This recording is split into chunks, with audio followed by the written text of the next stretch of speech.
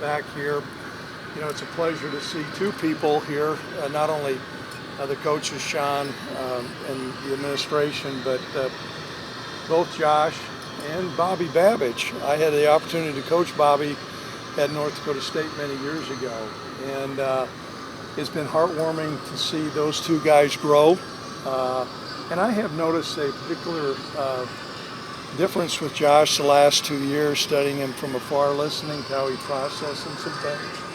And it does not surprise me, his success.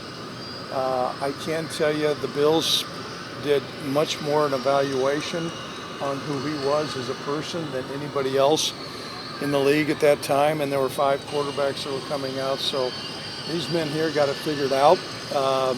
And so I'll spend a little time with him afterwards. We have shared some common stories that Josh still has an S on his chest, and I could probably share some of those things, but I'm probably not going to right now. So that being said, does anybody have any questions? So you said it doesn't surprise you. Does anything surprise you about his success?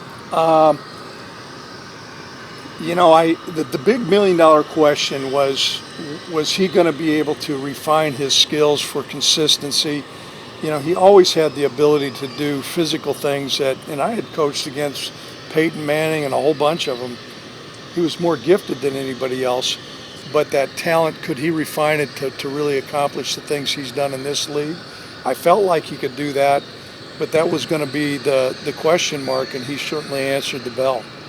When you think about how many interviews he's done over the years since leaving Wyoming, he finds a way to mention not having any offers in almost every interview he does. What back then made you confident in handing him that? Well, you know, what we had done, when I was at North Dakota State, we had recruited Carson Wentz, and NDSU had a couple other quarterbacks that have done well. Josh was a competitive 3-sport player.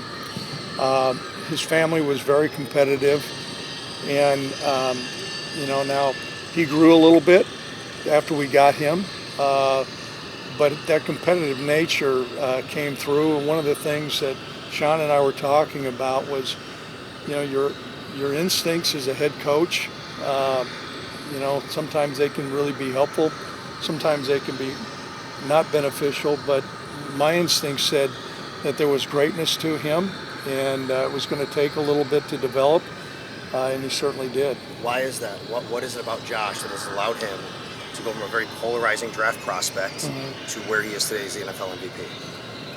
Well, I think it's character, and I know that gets to be overused, but I think a character, because he had the ability, and a lot of guys are going to come in the league with that kind of character, but to stay grounded and to continue to have a mark, to hold himself to a higher standard. And then the other thing I think that really separates him is his ability to engage with others. Football is the ultimate team sport, and for him to be able to lift those around him at a higher level, I think beyond his physical abilities, is what separates him. You mentioned the S on his chest. Did you teach him how to slide at all? Did you work No. with that at all in college? Sean and I were talking. I cannot tell you how many times I talked to him about those things. And when I was talking to Sean in the gym, I go, I got some stories to go, oh, we know where this is going. I think they worked that out of him a little bit, but I cringe when I see him jump over a guy or something, like just maybe slide. I think that's part of his greatness. So. You say nothing about his success surprises you, but to be out here, NFL MVP, see the career that he's had, what does that mean to you, a guy that you believed in all along? Yeah, you know what? First of all, I want to say thanks to the Buffalo Bills. The Buffalo Bills did a marvelous job of grooming him. Also, kudos to his parents. I don't know if you know his parents. I got married. I don't know his wife, but you know, I think that's been good for him. But you know, just his maturity level, continuing to have a high mark and taking ownership of himself. Sometimes I'll sit by my fire and have a whiskey and sometimes think, well, that's the MVP of the National Football League. I mean, that's pretty remarkable. So yeah. Sorry to interrupt you, but that standard that he has, that desire to just keep getting better year in and year out, how did that show itself in the recruiting process? And how much did that sort of develop as he was, in your program? Well, that I don't want to say that developed, because that competitive nature, the very first game he played, we were bad. I mean, we had success at the previous school, but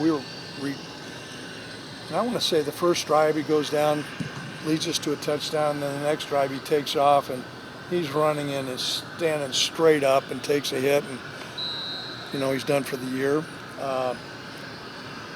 Surprisingly, though, that injury, we were able to redshirt him, and then he was able to start coming back and throwing on the scout team. I started to hear the ball, not just see it, I hear it. And then just his understanding and improving, and that internal mechanism to always want more. I got to be better. That's still here. And, to get to that MVP level, I mean, you're talking about the separation like that, and he's been able to accomplish that. What was Bobby like as a player? Bobby, great. Bobby, we took him from a corner. He was not a lockdown corner. Made him a nickel, but I can tell you this, Bobby knew what all 11 players did on defense. And, I worked with his dad too, Bob, and Bobby was a coach's kid, but his intellectual ability and understanding football was unique. And it does not surprise me to see how he's done so well as a DC. He's pretty fiery out here with his guys. Was he fiery as a player? He certainly was. Yeah. He was a character. One time he came back and he was sitting down and his mom had gotten him red contacts. I'm like, what the hell is this? Red contacts? And he was chippy and competitive. I was telling Sean, I mean, I bet he ran maybe I'm gonna make him mad. Maybe he ran 4.8, but he felt like he was 4.4, which was good and bad. So. And real quick, Josh going into the Hall of Fame, I believe. Yes. At Wyoming. Yeah. How special is that? Well, he transformed the state. Yeah. Wyoming had enjoyed a proud history of great football way back, but we had fallen on hard times, and he made people in the state proud, and gave them a real sense of, what we can accomplish a lot. And so for him to be inducted in the Hall of Fame is certainly right, and I'm happy for him.